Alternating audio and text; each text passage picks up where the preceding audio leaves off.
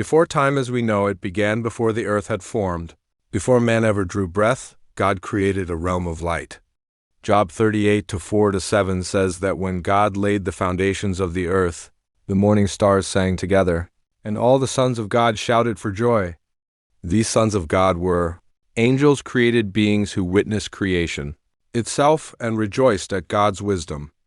Angels are described in Hebrews 1:14 as ministering spirits sent to serve those who will inherit salvation. Among these angels were different ranks and roles. Scripture reveals archangels, cherubim, and seraphim. Cherubim were guardians of sacred space. Seraphim stood around God's throne crying, "Holy, holy, holy is the Lord of hosts." These beings were real, living, powerful creations who existed in God's presence. And among them was one who stood above many others.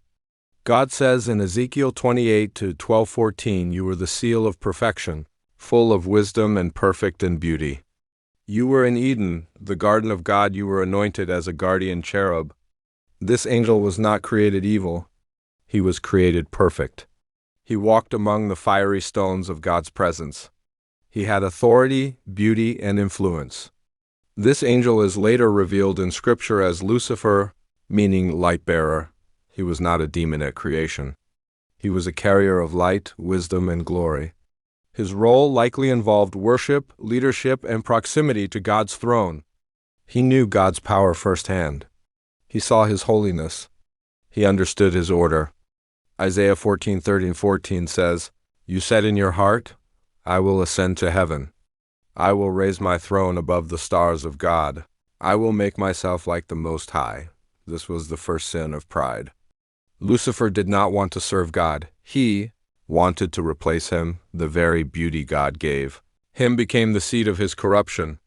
The wisdom God entrusted to him became twisted into ambition, and rebellion was born in heaven.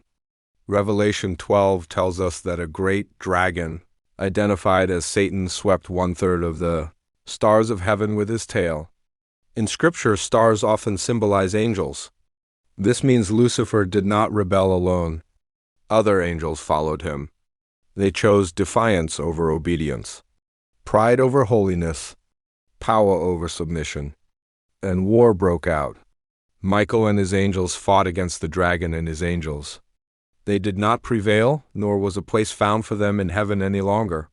Lucifer and the angels who followed him were cast down. This was the beginning of a long spiritual war that would spill onto the earth. Some fallen angels would be bound immediately. Others would remain active, influencing nations, deceiving humanity, and opposing God's plan until the final judgment. The fallen angels were defeated the moment they rebelled. This episode reminds us of a powerful truth. Evil was not created, it was chosen. And if rebellion could begin in heaven, how much more must we guard our hearts on earth? Stay alert. Stay rooted in Scripture. And remember, Jesus is Lord over every power in heaven and on earth.